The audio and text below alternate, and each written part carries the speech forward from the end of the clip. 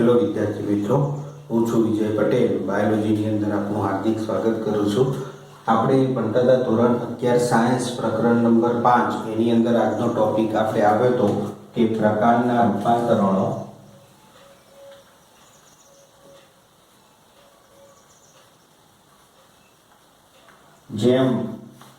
જેમ આપણે પર્ણના જેમ રીતે આપણે મૂળતંત્રના એ રૂપાંતરણો ભણી ગયા, એ જ રીતે પ્રકારના રૂપાંતરણો એ આપણે અભ્યાસ કરવાનો છે. પ્રકારના રૂપાંતરણો શબ્દની અંદર જે રીતે આપણે મૂળની અંદર સમજાવ્યું હતું, એ જ રીતે કે પ્રકાર એ પોતાનું મૂળ કાર્ય તો કરતો જ હોય, તદ ઉપરાંત એ પોતાનું વિશિષ્ટ કાર્ય જો કરે તો એવા વિશિષ્ટ કાર્યોને પ્રકારના રૂપાંતરણો તરીકે ઓળખી શકાય. તો એવા વિશિષ્ટ કાર્યોની અંદર એ ખોરાકનો સંચય કરે છે, રક્ષણ સાથે સંકળાય, આરોહણ સાથે સંકળાય, પ્રકાશ સંશ્લેષણ સાથે સંકળાય, પ્રજનન સાથે સંકળાય. તો આ એ બધા એના વિશિષ્ટ કાર્યો છે. તો વન બાય વન આપણે એના વિશિષ્ટ કાર્યો એ તરફ જોઈએ. સૌપ્રથમ આપણે જોઈએ કે ખોરાક સંગ્રહ.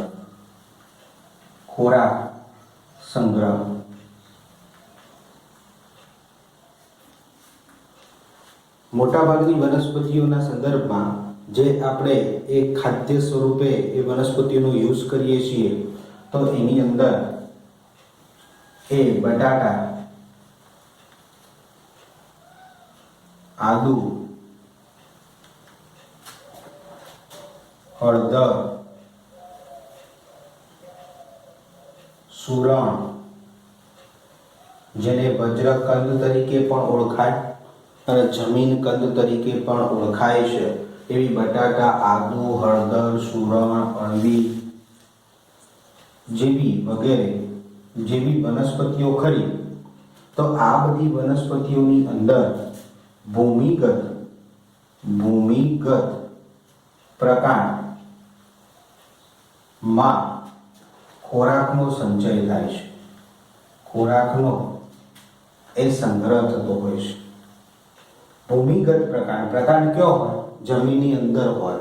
પ્રકાંડ અડધો જમીનની બહાર હોય અને થોડોક ભાગ પ્રકાંડનો એ જમીનની અંદર હોય છે. તો એવા પ્રકાંડને ભૂમિગત પ્રકાંડ તરીકે ઓળખાય. અને ભૂમિગત પ્રકાંડની અંદર એ વનસ્પતિએ પ્રકાશ સંશ્લેષણની ક્રિયા દરમિયાન જે ખોરાક ઉત્પન્ન કરેલો છે, એ જીવનની અંદર વાપરે તો ખરા, અને વધારાનો જે ખોરાકનો જથ્થો કરો એ આવા ભૂમિગત પ્રકાંડની અંદર એ સંચય કરતો હોય. પ્રકાંડની અંદર અંતર્ગોઠ અને ગોઠવાળો એવા બે વિસ્તાર આવેલા હોય. તો અમુક વનસ્પતિઓની અંદર ગોઠવાળા વિસ્તારમાં ખોરાકનો સંચય થતો હોય, તો અમુક વનસ્પતિઓની અંદર એ અંતર્ગોઠવાળા વિસ્તારની અંદર એ ખોરાકનો સંચય થતો હોય. મોટાભાગની વનસ્પતિઓમાં અંતર્ગોઠવાળો જે વિસ્તાર કરો એની અંદર ખોરાકનો સંચય એ વિપુલ પ્રમાણમાં થતો જોવા મળે છે. એટલે કે ભૂમિગત પ્રકારમાં ખોરાકનો સંચય કરે છે, અને આને જ આપણે શું કરીએ છીએ? ખોરાક તરીકે યુઝ કરીએ છીએ. તદ ઉપરાંત એ પ્રસર્જન એટલે કે વાનસ્પતિક પ્રજનન સાથે પણ એ આ ભાગો સંકળાયેલો જોવા મળે છે. કઈ રીતે? તો એ આપણે એક ઉદાહરણ લઈએ તો બટાકા આપણે દરેકે જોયેલા છે. એ બટાકું હોય, એ બટાકાની અંદર અમુક જગ્યાએ એક ખાડા જેવી રચના અવેલેબલ હોય છે. એ ખાડા જેવી રચના, તો આ ખાડા જેવી જે રચના જોવા મળે છે, એ વાસ્તવમાં શું છે? ગોઠવાળો વિસ્તાર છે, જેને કલિકા બળ કહેવામાં આવે, કલિકા તરીકે ઓળખવામાં આવે છે. કે જે કક્ષ કલિકાના સ્વરૂપે એ ગોઠવાળો વિસ્તાર હોય, એની અંદર કક્ષ કલિકા એ અસ્તિત્વ દર્શાવતી હોય છે. હવે આ બટાકાને જો 3 ભાગની અંદર જેટલા ખાડાઓ હોય એટલા ખાડાની અંદર એને કાપી નાખવામાં આવે અને દરેક ટુકડો જમીનની અંદર રોપવામાં આવે, તો દરેક ગોઠવાળા વિસ્તારમાંથી, કલિકાવાળા વિસ્તારમાંથી, જેને ઓક તરીકે ઓળખવામાં આવે છે, તો એ ઓકવાળા વિસ્તારમાંથી નવા પ્લાન્ટનું એ જર્મિનેશન થતું હોય છે, નવો પ્લાન્ટ એ ઉગી નીકળતો હોય છે. તો ખોરાક સંચય પણ કરે છે અને પ્રસર્જન એટલે વાનસ્પતિક પ્રજનન સાથે પણ એ સંકળાયેલી જોવા મળતી હોય છે. એ જ રીતે આદુ છે, એ જ રીતે હળદર છે, એ જ રીતે સુરણ છે, એ જ રીતે અળવી છે. તો ખોરાકનો સંચય એ આ બધી વનસ્પતિઓમાં પ્રકાંડમાં થતો હોય, પ્રકાંડની ગોઠનો અંતર્ગોઠ વાળા વિસ્તારમાં થતો હોય, અને આ બધી વનસ્પતિઓમાં ભૂમિગત પ્રકાંડની અંદર એટલે કે પ્રકાંડ એ અડધું જમીનની અંદર હોય અને પછી મૂળતંત્રનું નિર્માણ થતું હોય તો આ પ્રકાંડ છે, અને આ મૂળતંત્ર છે તો આ ભૂમિગત પ્રકાંડ છે, પ્રકાંડ જોવા મળે છે. તો ભૂમિગત પ્રકાંડની અંદર ખોરાકનો સંચય જોવા મળતો હોય છે. તો આ હતું આપણું ખોરાક સંગ્રહના સંદર્ભમાં. ઉદાહરણો ખાસ યાદ રાખજો, એ ઉદાહરણના સંદર્ભમાં પૂછાય છે. તો પહેલું આપણે રૂપાંતરણ જોયું પ્રકાંડનું કે ખોરાક સંગ્રહ. બીજું આપણે જોઈએ કે આરોહણની ઘટના.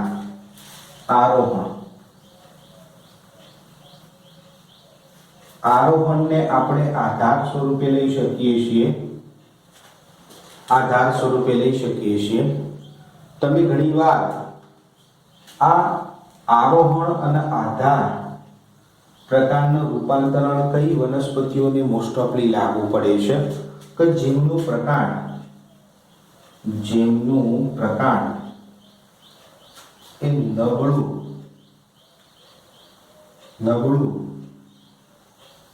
જોવા મળે છે. નબળું જોવા મળે છે મીન્સ એ સીધી ઊભો રહી શકવાની ક્ષમતા બતાવતો નથી.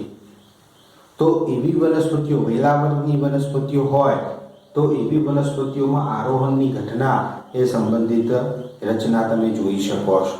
તમે તમારા ઘરની અંદર જો જોયેલું હોય કે ગિલોડીનો વેલો હોય, ગિલોડી હોય, તો એ ગિલોડીનો વેલાનું પ્રકાંડ હોય. દાખલા તરીકે હું આ દોરું છું, આ ગિલોડીના વેલાનું પ્રકાંડ છે.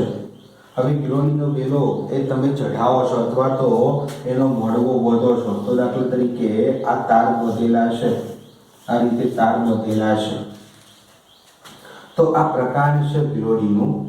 હવે એની અંદર ગોઠ અને અંતર્ગોઠ વાળો વિસ્તાર આવેલા હોય છે. આ રીતે ગોઠ અને અંતર્ગોઠ વાળા વિસ્તાર આવેલા હોય.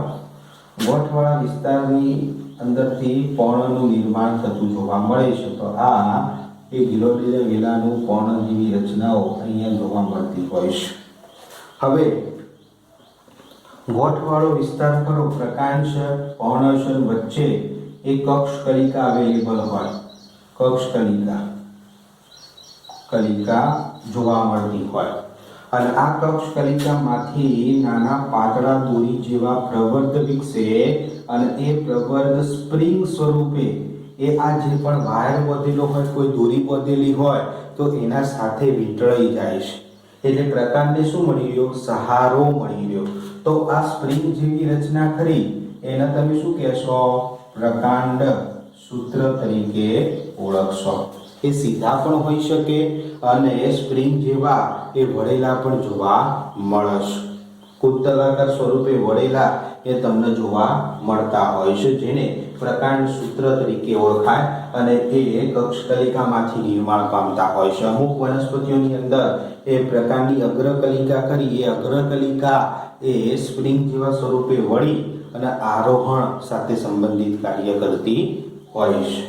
તો આ ગિલોડીના વેલાની અંદર તમે સ્પષ્ટ રીતે ઉદાહરણ જોવા મળે. જેમ જેમ ગિલોડીનો આગળ વેલો વધતો જાય એમ દરેક કક્ષકલિકામાંથી એ આવી સ્પ્રિંગ જેવી રચનાનું નિર્માણ થતું જાય અને ગિલોડીનો વેલો આગળ ચડતો જાય છે, એનો વૃદ્ધિ વિકાસ આગળ વધતો જાય છે. જો ગિલોડીના વેલાને એ આરોહણ ન મળી શકે તો ગિલોડીનો વેલો આગળ વધી શકતો નથી. ક્લિયર વસ્તુ? તો આની અંદર તમે એ ઉદાહરણોની અંદર આપી શકો આરોહણમાં કે તુંબરો, કાકડી, કોળું, તુંબરો, કાકડી, કોળું. તો તુંબરો, કાકડી, કોળું, તરબૂચ જેવી વનસ્પતિઓ ખરી એ વનસ્પતિઓની કક્ષકલિકામાંથી પાતળા દોરા જેવી રચના ઉત્પન્ન થાય છે, જે કુંતલાકાર સ્વરૂપે પણ વીંટળાયેલી સ્વરૂપે પણ જોવા મળે છે અથવા તો અમળાય છે. પાતળા કુંતલાકાર સ્વરૂપે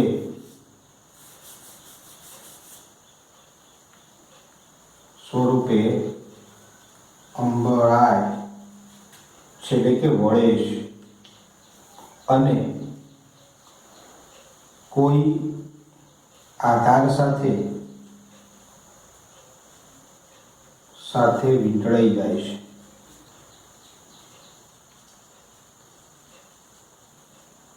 તો તેવી રચનાને તમે શું કહેશો?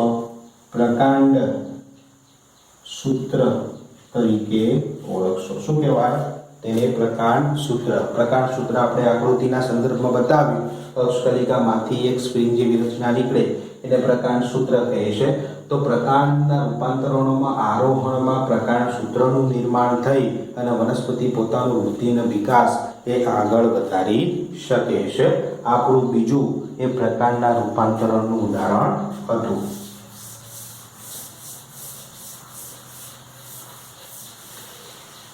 હવે એક ત્રીજું એ પ્રકારના રૂપાંતરના સંદર્ભમાં આપણે જોઈએ કે રક્ષણ સાથે સંબંધિત.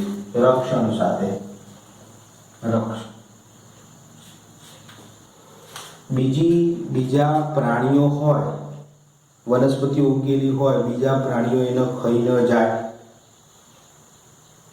અથવા તો ચરણથી રક્ષણ મેળવવા માટે પ્રાણીઓ એને ચરી ન જાય, એને નુકસાન ન પહોંચાડે, તો એના માટે રક્ષણની એ પ્રકારનું રૂપાંતરણ બતાવતું હોય છે. કઈ રીતે? તો ઉદાહરણ સ્વરૂપે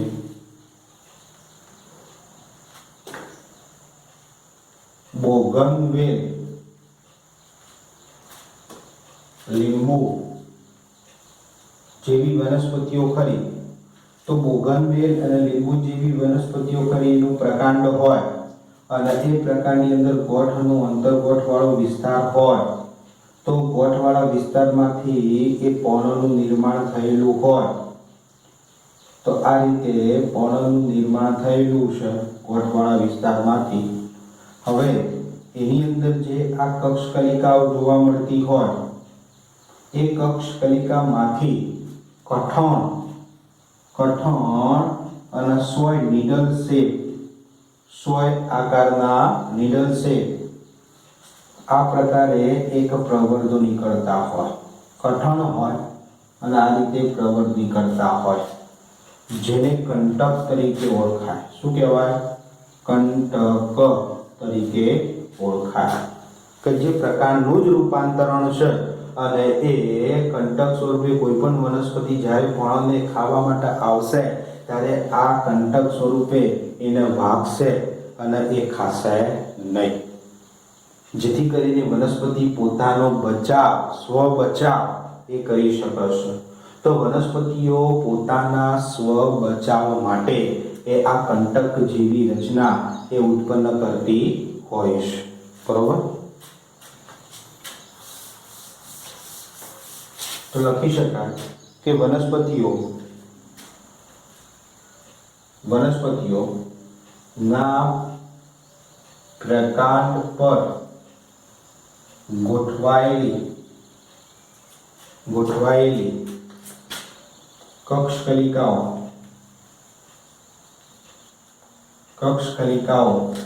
માંથી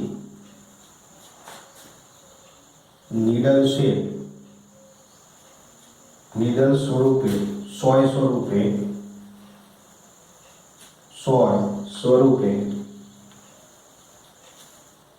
પ્રવર્ત નીકળે છે તેને કંટક તરીકે ઓળખાય છે, જે રક્ષણ સાથે સંબંધિત છે. સ્વરક્ષણ, સ્વ બચાવ, બીજા પ્રાણીઓથી સ્વ બચાવની પ્રવૃત્તિ એ વનસ્પતિઓમાં જોવા મળતી હોય છે. અલગ અલગ વનસ્પતિઓમાં એ કંટકનું રૂપ પણ, એનું સ્વરૂપ પણ એ અલગ અલગ જોવા મળતું હોય છે. ખાસ કરીને જે પણ રણ વિસ્તારની અંદર વનસ્પતિઓ જોવા મળતી હોય, એ રણ વિસ્તારની અંદર જોવા મળતી વનસ્પતિઓમાં આ કંટકનું સ્વરૂપ એ મેક્સિમમ જોવા મળતું હોય છે. બરોબર, એ રક્ષણ પણ સાથે સંબંધિત હોય છે અને બાષ્પીભવનની ઘટના સાથે પણ એ સંબંધ અમુક વનસ્પતિઓ એ બતાવતી હોય છે. પર્ણનું કંટકમાં રૂપાંતરણ પણ અમુક વનસ્પતિઓમાં થતું જોવા મળે છે. એ આપણે જોઈશું. તો આ રક્ષણ સાથે એ સંબંધિત પ્રકારનું એક અન્ય એ રૂપાંતરણ હતું. હવે એના પછી એક બીજું જોઈએ કે પ્રકાશ સંશ્લેષણ સાથે સંબંધિત પ્રકાશ સંશ્લેષણ.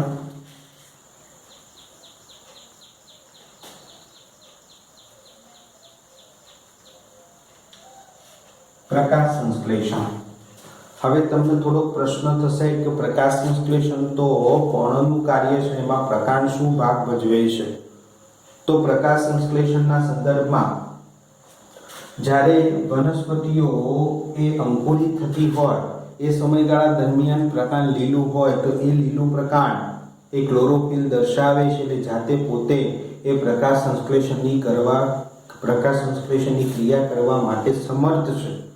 એટલે જ્યારે પણ પ્રકાંડ નાનું હોય ત્યારે એ લીલા રંગનું હોય છે અને એ પ્રકાશ સંશ્લેષણની ક્રિયા કરે છે, અને જેમ જેમ વૃદ્ધિ અને વિકાસ થતો જાય તેમ પ્રકાંડ એ પ્રકાશ સંશ્લેષણની ક્રિયા એ બંધ કરી દે છે. કેમ કે એ પર્ણો એટલા મેચ્યોર થઈ ગયેલા હોય, વનસ્પતિ મોટી થઈ ગયેલી હોય, એટલે પર્ણો પ્રકાશ સંશ્લેષણની ક્રિયા કરવા લાગે છે ત્યારે પ્રકાંડ એ લીલા રંગમાંથી મુક્તિ કેળવે છે. બરોબર, તો આ એક સિમ્પલ ઉદાહરણ હતું અંકુરણના સંદર્ભમાં. બીજું કે અમુક વનસ્પતિઓ એવી છે કે જો ગરમીનું પ્રમાણ અતિશય વધારે હોય, દાખલા તરીકે રણ વિસ્તારની વનસ્પતિઓ હોય,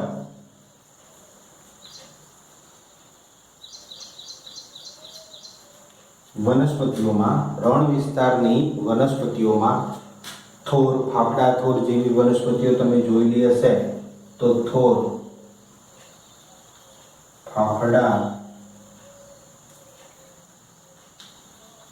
થોર જેવી વનસ્પતિઓ ખરી, એમનું પ્રકાંડ એ ચપટું જોવા મળે છે.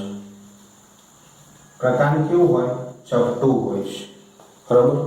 બીજી એક થોર વર્ગની વનસ્પતિઓ હોય કે જેમનું પ્રકાંડ નળાકાર પણ એ જોવા મળે છે, યુફોર્બિયા.